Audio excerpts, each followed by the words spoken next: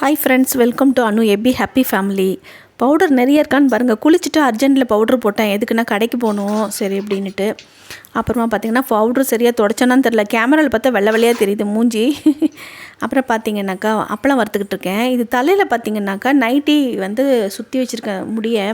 இது வந்து எவ்வளோ ஹவுஸ் ஒய்ஃப்க்கு இந்த மாதிரி பழக்கம் இருக்கா, யாருக்கெல்லாம் இந்த மாதிரி பழக்கம் இருக்குன்னு கமெண்ட் பண்ணுங்கள். ஏன்னா நம்ம டவலோட நைட்டி வந்து cotton, soft cotton nightie. So வந்து நல்லா வந்து தலைக்கு குளித்தோடனே அந்த ஈரத்தெல்லாம் அப்சர்வ் பண்ணிவிடும். நல்லாவும் இருக்கும், நம்மளுக்கு கம்ஃபர்டபுளாக இருக்கும். ஓகேவா? இந்த மாதிரி பெரிய அப்பளம் இருந்துச்சுன்னா அதை அப்படியே நீங்கள் போடாதீங்க, கொஞ்சம் கட் பண்ணிவிடுங்க. அதை நாளாக வந்து ஃபோல்டு பண்ணி அப்படியே கட் பண்ணிட்டு குட்டி குட்டியாக போடுங்க. அப்போ கொஞ்சம் எண்ணெய் தான் நம்மளுக்கு செலவாகும். கொஞ்சமாக எண்ணெய், 2 குழம்பு கரண்டி எண்ணெய் ஊற்றினா கூட அந்த அப்பளம் எல்லா அப்பளத்தையும் நம்ம வந்து ஃபுல்லாக பொரிச்சு எடுக்கலாம். ஸோ அதனால் கட் பண்ணி வச்சுட்டு குட்டியாக ஃபோல்ட் பண்ணிவிட்டு சின்ன சின்னதாக போட்டு வறுத்து எடுங்க. இது ஒரு சின்ன டிப்ஸாக சொல்கிறேன். பெரிய அப்பளம் வந்து நம்ம வெளியில் வேணால் சாப்பிட்லாம், வீட்டில் நம்மளுக்கு கட்டுப்படி ஆகாது. Hi friends, welcome to Anu Abi happy family. இன்றைக்கி பார்த்தீங்கன்னா ஆடி செவ்வாய். காலையில் சாமி கும்பிட்டுட்டேன், பார்த்தாலே தெரியும். பூஜைலாம் முடிச்சுட்டு தான் வந்தேன்.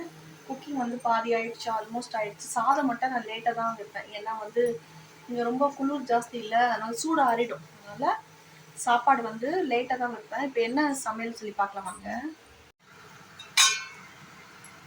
பார்த்தீங்கன்னா சுண்டைக்காய் போட்டு வத்த குழம்பு, அதுலேயே முட்டையை வேக வச்சு உள்ளே போட்டுட்டேன். வத்த குழம்பு பாருங்கள் எப்படி இருக்குன்னு சொல்லிட்டு. அப்புறமா சாப்பாடு ரெடி ஆகிட்டு இருக்கு. இங்கே பார்த்தீங்கன்னாக்கா இது என்ன காய்? இது ஒரு காய்ங்க, பீன்ஸ் மாதிரியே இருக்கும். அது பொரியல் பேர் பாருங்க, மறந்துட்டேன். காராமணி இல்லைங்க, கொத்தவரங்காய். ஐயோப்பா கடவுள், கொத்தவரங்காய் வந்து கூட்டு மாதிரி பண்ணியிருக்கேன். பெருசாக போட்டிருக்கேன், ஏன்னா குட்டி குட்டியாக போட்டு எங்கள் ஹஸ்பண்ட் பிடிக்காது. அப்புறமா பார்த்தீங்கன்னா சுட சுட வத்த குழம்பு. அப்புறமா பார்த்தீங்கன்னா அப்பளம், மசாலா அப்பளம் தான் செய்வோம் நாங்கள், ரொம்ப பிடிக்கும் அவருக்கு. இது பார்த்தீங்கன்னா கொஞ்சம்